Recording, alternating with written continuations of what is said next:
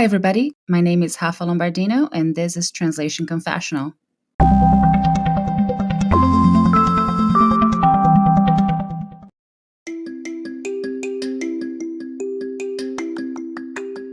What is the most fundamental tool translators have? Yes, our language. And we must be the grammar and spelling police, not only when we're working on a project, but also when we're communicating with clients or interacting with peers online. We must use our language as well at all times. With that in mind, one tool I've been using for a while now, and I do use it constantly, is Grammarly. I've activated it on my email so I don't make any mistakes when sending a message to a client. I also have it available to me in Google Drive, so I can use it when reviewing my students' translations into English or when I'm writing my own articles and brainstorming podcast episodes. And because I do translate into English very often, the premium version helps me keep my last draft sharp and ready for delivery. If you'd like to try out the world's best automated proofreader, visit bit.ly/tc-grammar. It's easy to remember. TC stands for Translation Confessional, followed by grammar. Once again, you can visit Grammarly at bit.ly/tc-grammar. Keep your English sharp.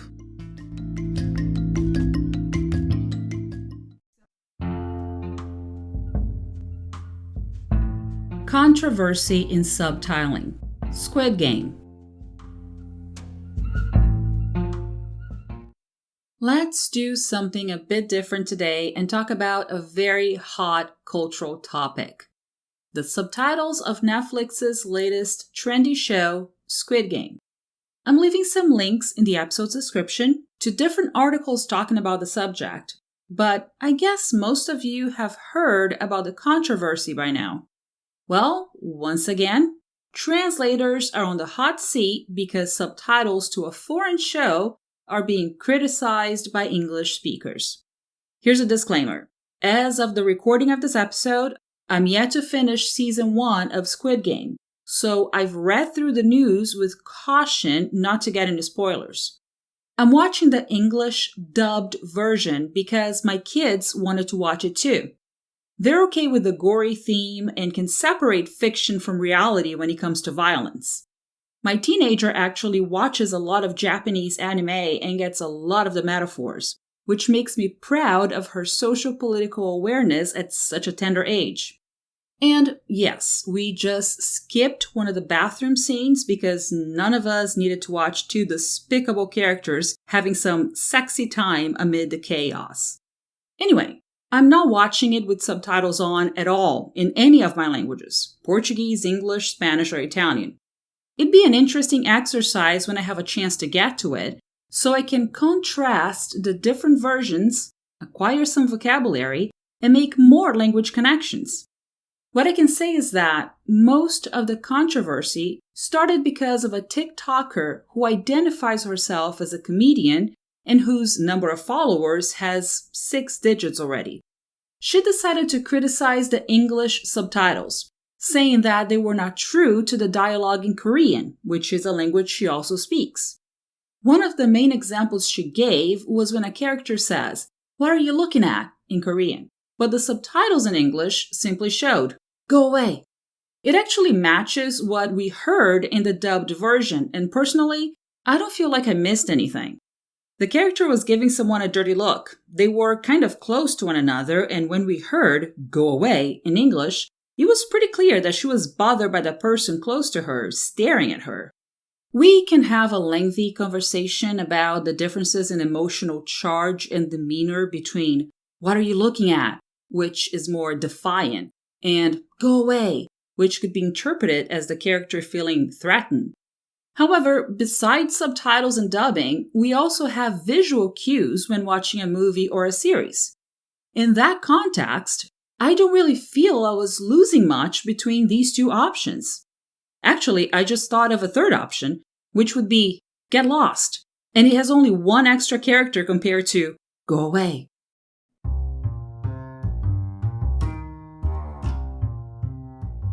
Before we continue, I wanted to tell you about Better World Books. It's a great website to search for new and used books in several categories. You can find textbooks about translation, interpretation, and languages, as well as translated and original fiction and nonfiction. Some deals qualify for free shipping, which can really come in handy when you're on a budget. If you'd like to check out Better World Books, go to this webpage, bit.ly/TC-BWB. It's easy to remember. TC for Translation Confessional and BWB for Better World Books. Once again, the webpage is bit.ly/TC-BWB. Hope you like it. As I was talking about the subject here at home, my son was curious and wanted to know why the subtitler messed up so badly. So I had to explain to him that it wasn't a mistake. It was simply a matter of adaptation and doing what's best for both the context of the show and the restrictions you have to work with as an audiovisual translator. I've already talked about how subtitling is not all fun and games, and it's a very restrictive kind of work. Check out Season 1, Episodes 31 and 32, Subtitling Work, and Behind the Scenes in Subtitling. Also, if you're interested in subtitling, check out the webinar recordings I have available on my website. I'm also leaving the links here in this episode's description. And to all the critics out there who have never worked as subtitlers, whether you are a translator or simply a bilingual individual, I dare you to watch my Technical Aspects webinar and keep saying that subtitling is easy and you can do better, okay? Well, to try to wrap it up, I just wanted to say that most of the controversy created by the bilingual TikToker was actually very misleading, which makes me wonder if she just wanted to capitalize on it and get more followers due to her professional aspirations, you know? In any case, she says she's a comedian, so this could all be a big joke, right? What I mean by it is that someone else on Twitter had to school this TikToker because her complaining was completely out of place. So maybe the joke is on her. Haha. She was complaining about go away not being a suitable translation for the more literal translation. What are you looking at? It turns out she had the wrong subtitles in English turned on all along while watching the show on Netflix. The TikToker hadn't turned on the actual English subtitles, which stay as close as possible to the original dialogue, albeit within the character limitations, reading speed, frame counting, and shot changes imposed by the technical side of subtitling. What she turned on was the closed caption subtitles instead. This different subtitle track is made available to people watching programming whose audio is in English. That's why it's called closed caption.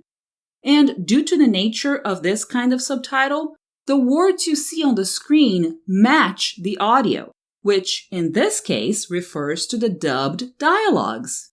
I am not an expert in dubbed dialogues at all.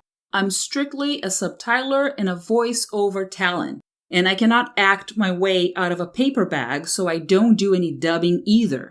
What I do know is that dubbing requires a translator to adapt the dialogue to the actor's performance. In other words, it takes into consideration all the inflections and requires some syllable counting to match the length of the original audio. So, when the character said, "What are you looking at?" in Korean, she only used a couple of syllables in her language.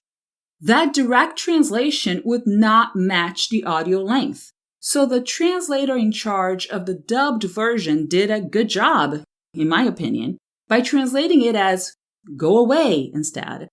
And the actress who dubbed the English version was great too, because as someone who's simply enjoying the show as a spectator, I got to enjoy the mean girl attitude of the Korean actress dubbed into a language I can actually speak.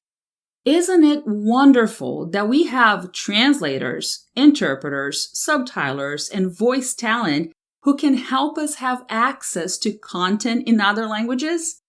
Otherwise, Squid Game could only be enjoyed by an audience that speaks Korean, and it would have never be the smashing hit it deserved to be in its own right. Okay, one last note. The name of the show became Round 6 in Brazil, and maybe in other countries too. We can see that Round 6 is something mentioned in the series, so it's great that they pulled something from the actual plot when adapting the title. Otherwise, the show could have become controversial in Brazil for an entirely different reason. The literal title would have been O Jogo da Lula, and if you don't know anything about Brazilian politics, let me just remind you that Lula is a nickname of Luiz Inácio da Silva, who was the president of Brazil between January 2003 and December 2010. Don't even get me started on why Brazilians would have flipped out about O Jogo da Lula as the title of Squid Game in Portuguese. That would be the subject for a political podcast, not a translation one.